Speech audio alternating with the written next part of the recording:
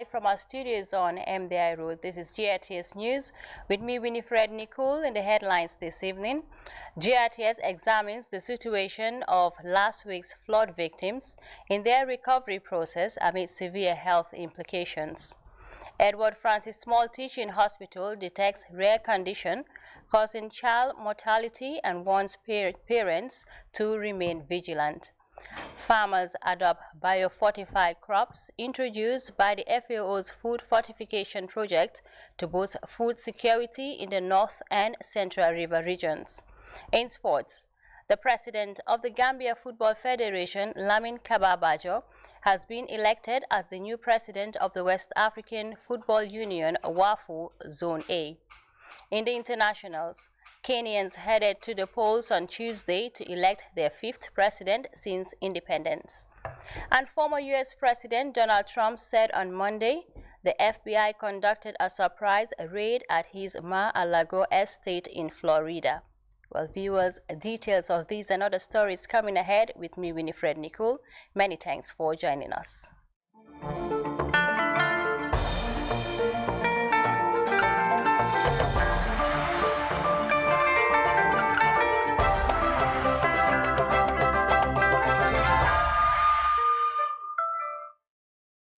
Following last week's heavy downpours, which have affected many residential areas and communities in the Gambia, leaving many in a temporary homeless situation, GRTS examines the situation of the victims in their recovery process amid severe health implications as a result of contaminated flood waters. With the whole street inundated with flood water, there is a high risk of health problem, which is now the main challenges the residents are facing. Well, to find out the condition of the affected victims, GRTS's Baba Silla recently reached out to some of the victims who are on the process of recovering amid fear of new health risks associated with the heavy torrential downpours, leading to flood and severe havoc to the communities. Floods are the most common natural disaster occurring worldwide as torrential rains hit different parts of the globe in a rising overflow affecting nations, people, and communities. As climate changes intensify, experts say the impact of flash floods are expected to grow in the future when more population shifts are foreseen. Some of the biggest health impacts of flood disasters, according to research, include skin and soft tissue infection and diarrhea, which happen as a result of exposure to contaminated water.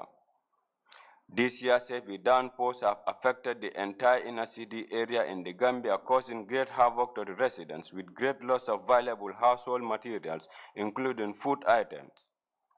Residents in the most disaster-prone areas are appealing for help from government, donors, and philanthropists to help rebuild their lives as they struggle to recover from loss of torrential showers in the past weeks.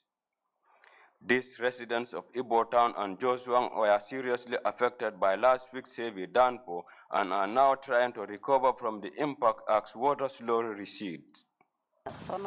We suffered a lot on the first day of the rain because the water has invaded our entire house. There is still water in our house. We cannot stop this. We have lost all our valuable materials and now we are appealing for help.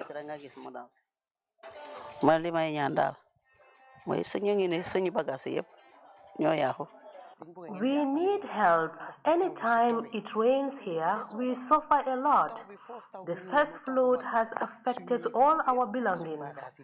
Our children play here every day and there is high risk of health implication because the water is contaminated.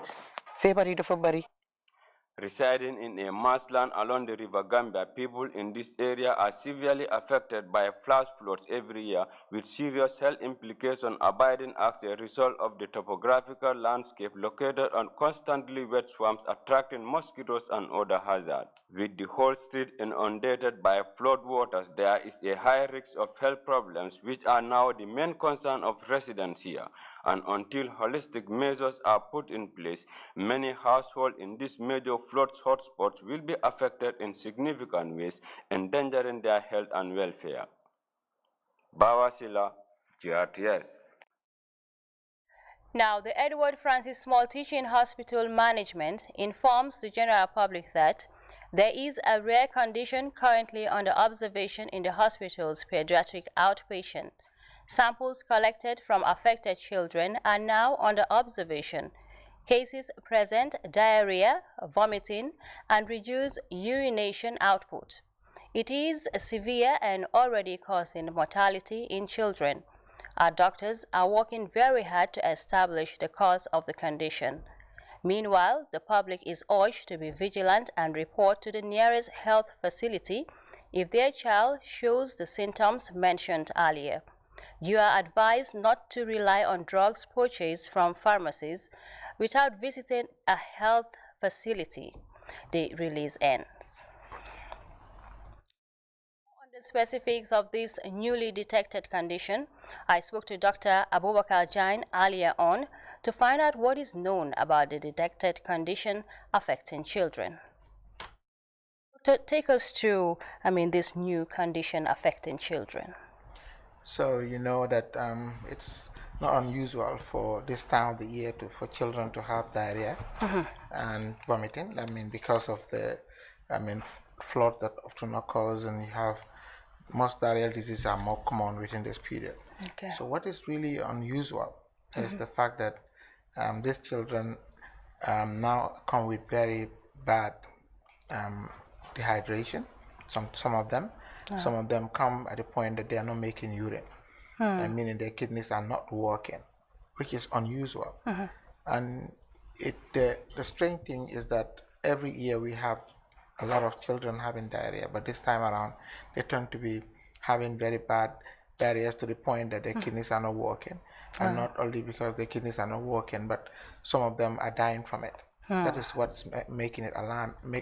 Could this be associated with the flood? Yes, it could be, but as it's always the case, you until you have proof, you can't say this is it. Yeah. So we have to find out whichever else could be an explanation. So for start, we've taken blood samples, we've taken urine samples, we've taken even the drugs that the kids are on, we've taken to find out what could explain one, the fact that they are getting ill, their kidneys are shutting down, and why some of them are dying. Now, doctor, tell us, what is the current mortality rate, and is there an emergency strategy to curb this? Yes, so I'll start with the emergency strategy because that's quite the most important. It's for people to, now this is one of them, to get the public know, get to prepare, get them ready, notify them about the risk, and they respond early to hospital. That is to tell people as soon as possible, you see a child having diarrhea, vomiting, take them to the nearest facility. And of course, the first aid, we always tell the mothers, make sure the child is able to drink, even if he's vomiting, repeatedly be given the child to drink, so that at least you rehydrate the child quickly, the response will be quicker. And for the mortality, yes, we're having children are dying. Often we're not expecting children to die from sudden diseases. And if you're able to intervene quickly, they respond very well to certain interventions. So even if one child dies, it's alarming. It is. So the level at which we are alarmed by the fact that diarrheal disease are common. Children come with it and they resuscitate them, they give them treatment and they get better. But this time around, unusually people are dying, and that is what is alarming. It is indeed alarming. Now, this comes amid national efforts, to recover from COVID. But tell us, could this be the work of mutating variants? We can't say no. That viruses, bacteria can be explanation for this and can cause diarrhea. So we can't say no. But as of now, we don't have any evidence towards that. Okay. Now, we all know that the Edward Francis Small Teaching Hospital doctors and specialists, are really doing or working closely to observe, this condition. But tell us, what is the latest? So the latest is that we've taken samples, both locally and internationally, to find out what explains this.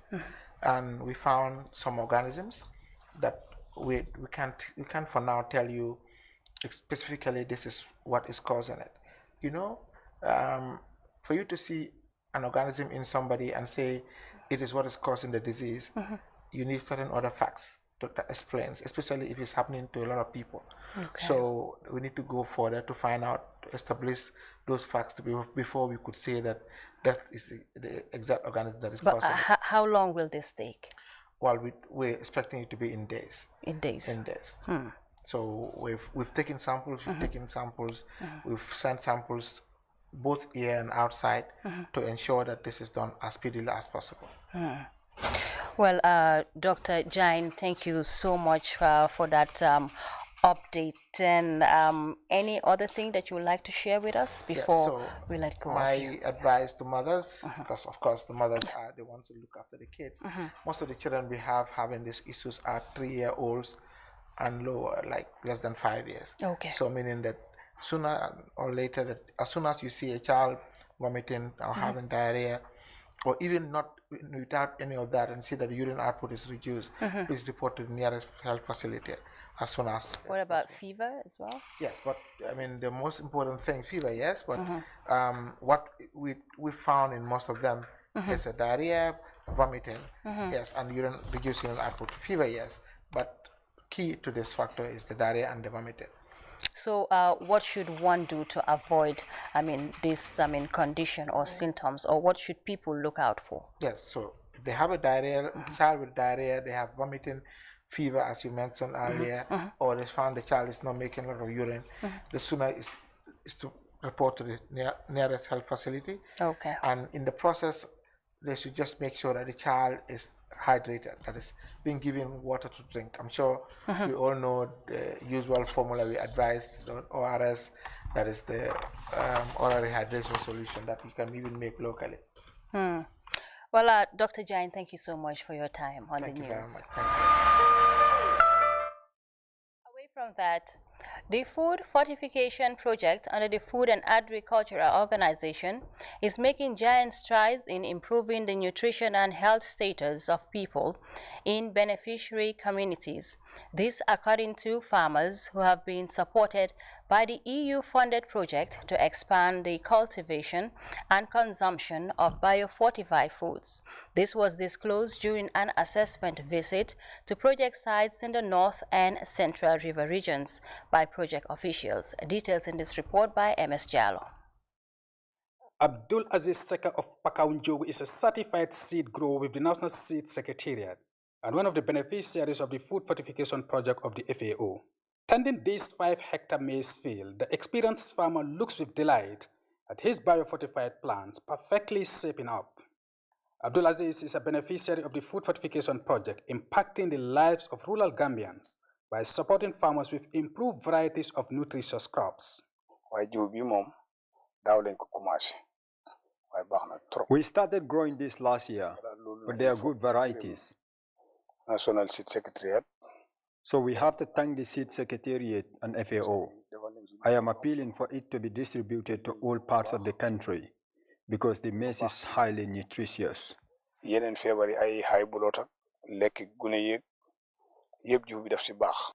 Food Fortification Project is a European Union-funded scheme implemented by the Food and Agriculture Organization of the United Nations with a view to addressing food insecurity and improve nutrition in vulnerable Gambian communities through food fortification. FAO is partnered with the National Agricultural Research Institute and the National Seed Secretariat to develop the biofortified crops. This maize was introduced into the country, I think, about 3-4 years ago by a project housed at FAO called the Food Fortification Project that brought in about 4 different crop varieties, namely maize, cowpea, they call it the iron-rich cowpea, and they brought in also the biofortified cassava variety.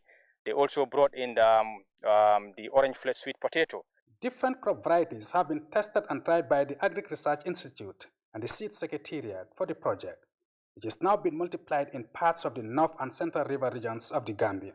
Yeah, so far we registered 22 multipliers, but after the registration of these multipliers, only 17 were qualified. But these 17 multipliers, we expecting 538 bundles of sweet potato vines to be distributed to other vulnerable farmers. Basically, these crop varieties were brought into this country to mitigate against these challenges that the country is facing, that is malnutrition, to see how best these crops can be upscaled, make their seeds available to farmers so that farmers can grow these crop varieties and also consume them so as to address the challenges that the country is faced in terms of malnutrition and stunting. And one of the crops being introduced is the certified biofortified orange flesh sweet potato, a highly nutritious crop with multiple health benefits. The Food Fortification Project is supporting the multiplication of biofortified crops, and one of the potato vine multipliers is Ndei Ture of Sabah Sanjal, a certified seed grower who listed the numerous qualities of the new potato varieties being introduced around the country.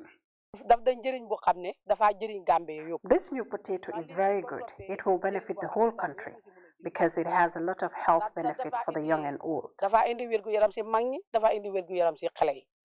Similar potato vines are found in Kuntaur Flakunda, Sotokoi, and Jahur Mandinka, where Kumba Jalo reinforced the views of her fellow vine multipliers.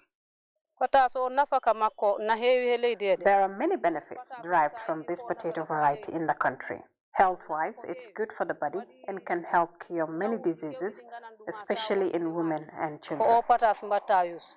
Food has to be both qualitative and nutritious. Hence, the Food and Agriculture Organization of the United Nations and partners are working to improve biofortified food across communities in the country. And here in Jahur Mandinka, this vine multiplication site, which is 50 square meter, is expected to produce over 40 bundles. And after the harvest, these vines will be distributed to other farmers across the country to expand the production of this multi-nutritious crop, which is expected to improve nutrition of mainly women and children across the length and breadth of the country. Momodes Jalo, GRTS News, at Jahur Mandinka in the Central River region. The Ministry of Fisheries, in partnership with stakeholders, on Tuesday began a capacity building program for the Fisheries Gender Desk under the Norway-funded FAO ecosystem approach to fisheries. Kejetu Jalo has more on that.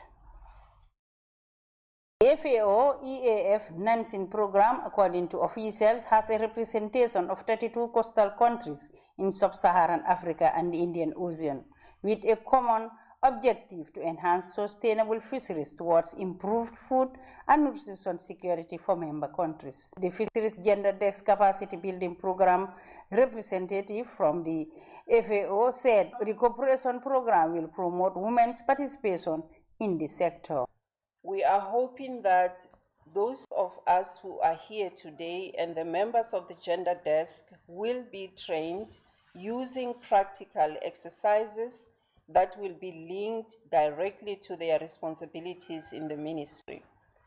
Following this series of trainings, the expectation is that Gambia Fisheries Gender Desk will be able to systematically look at all fisheries-related activities through a gender lens and ensure that overall priorities for women's equal participation and gender equality and equity as necessary are identified and promoted. Top fisheries officials underscored the important role the sector contributes to socio-economic development of the country. The gender training will give women the opportunity to participate and take up crucial decision-making position to enhance fish and fish products. The Gambia's fisheries sector plays a significant role in local livelihood and the national economy. The fisheries sector contributes 12.1% of the Gambia's GDP. And the estimates shows that about over 200,000 people are directly or indirectly dependent on the fisheries sector. A greater percentage of the actors along the fisheries value chain, especially in the post-harvest sector, are women. Despite that fact, women are not adequately represented in the management and decision-making processes. And this is the first time we're having the face-to-face training. And obviously the training will not stop here. We'll be having other training in the future. And one thing that is particular about this program is its international nature. We do have some international consultants coming from Rome who are gender experts who will be handling the different modules in order to help equip the gender decks here in the Gambia, that is based at the Fisheries Department within the Ministry of Fisheries and Water Resources, to be to look at some of our gender-based constraints in the fisheries sector in order for us to implement our projects and programs effectively. The week-long training is expected to equip fisheries gender decks with requisite knowledge and experience to influence fisheries development and advance the sector to another level. Khadijatu Jallow reporting for GRTS News. Moving on. King Salman Foundation has donated a 40-feet container to the Gambia government through the Supreme Islamic Council at a presentation held at the Gambia Ports Authority. Janke Ture was there and filed in this report. Another crucial humanitarian gesture arrives from the Kingdom of Saudi Arabia through the King Salman Foundation, which donated 3,569 cartons of dates to the government of the Gambia for onward distribution to the population. Officials describe the gesture as timely, saying dates are very popular with the population, especially during the month of fasting.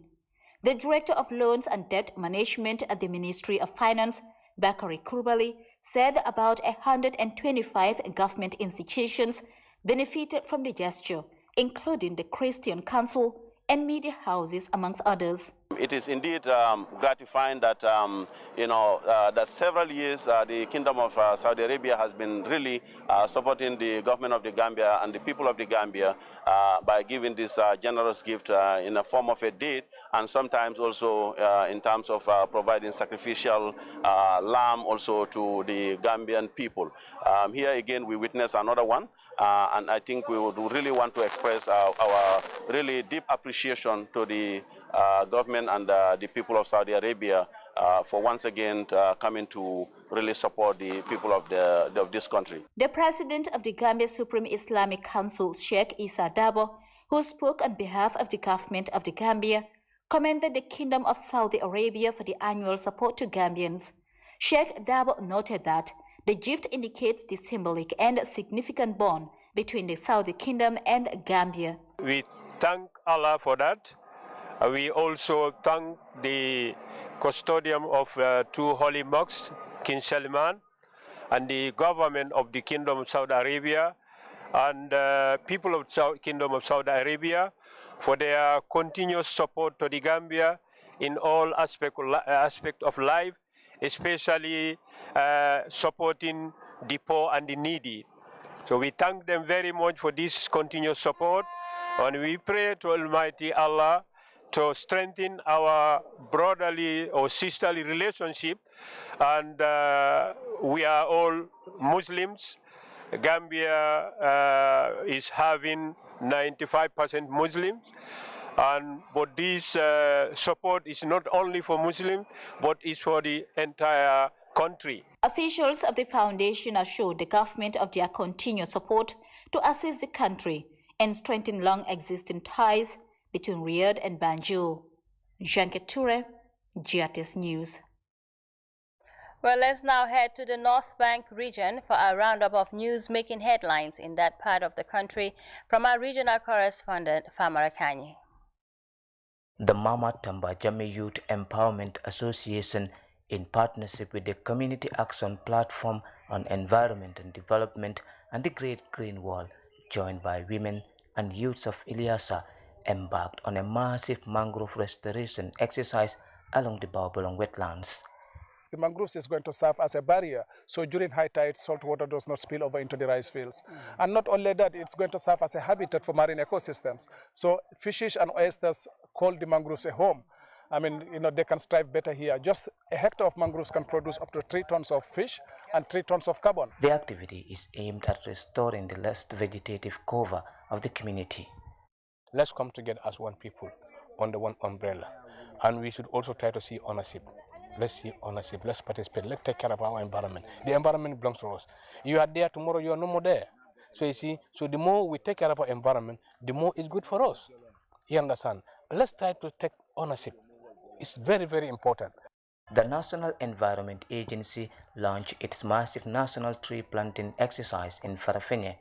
Alkinki Sanyang, head of communications at the agency, said the partnership with the Gambia Police Force is part of efforts to ensure full enforcement of all environmental laws. The initiative is expected to promote tree planting across all major police installations in the region. The HMD, a non-profit NGO, has supported the Kuntaya Minor Health Center with medical items worth over thousands of dollars. Sekou Balajo, the CEO and founder of the NGO, told GRTS that the donated materials from their partners in the UK is expected to complement the efforts of government in the provision of quality and affordable healthcare service in the country. Alhamdulillah, we managed to get a container just 2 weeks ago, and we have been distributing this container around. We have distributed going to 3 clinics. Tanje was the first one, and today we are here in Jokado, which is Kuntaya.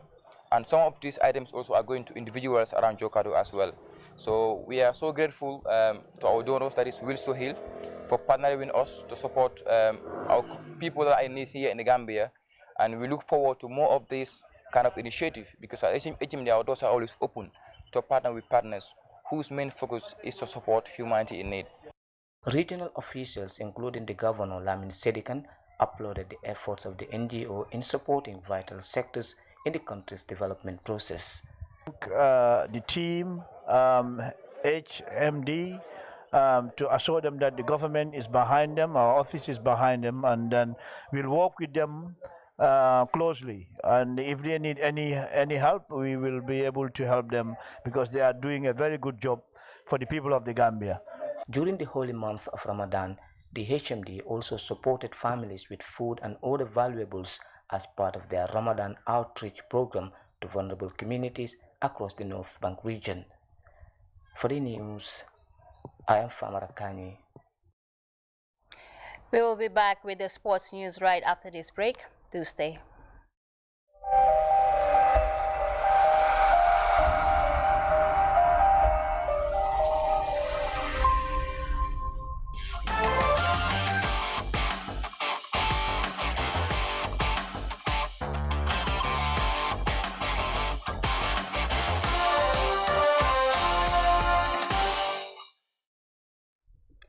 Welcome back, and now a bit of sports for you. The president of the Gambia Football Federation, Lamin Kaba Bajo, has been elected as the new president of the West African Football Union, WAFU Zone A. Mr. Bajo, who becomes the first Gambian to assume the position, was elected unopposed on Monday at the CAF General Assembly in Arusha, Tanzania. The WAFU Zone A comprised 9 countries in the sub-region. Kaba Bajo is seeking re-election for a 3rd term as president of the Gambia Football Federation in the upcoming elections slated for August 27th, but he is facing stiff competition from Sadibu Kamaso, who is contesting against him. While you're watching GRTS News, the international news is up next. Don't go away.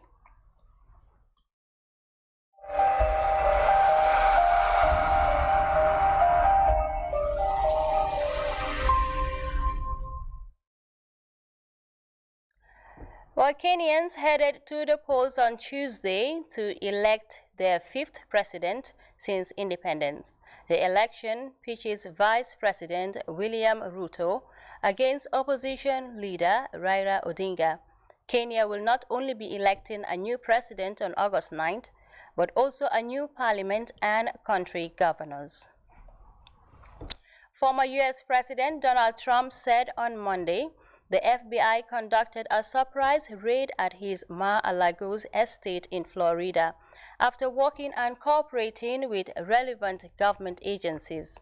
This unannounced raid on my home was not necessary or appropriate, Trump said in a statement.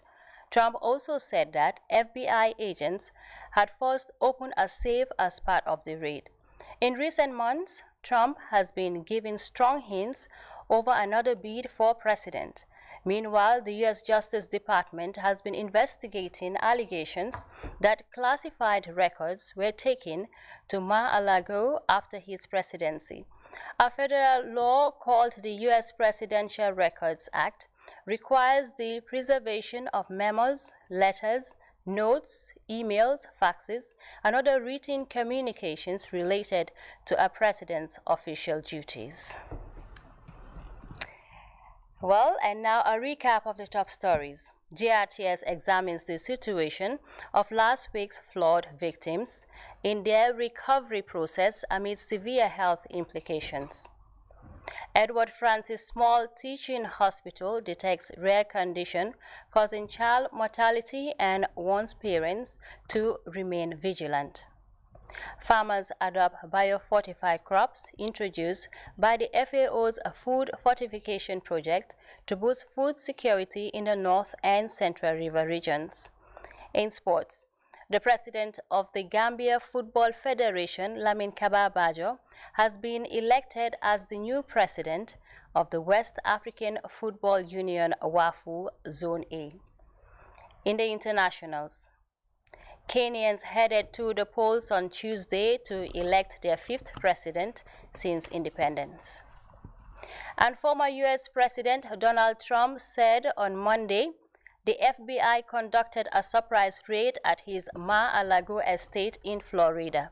Well, viewers, that was all we had time for in this edition of the news at 2200 hours. But from me, Winifred Nicole, and the entire news team, thanks for watching and to have a peaceful night.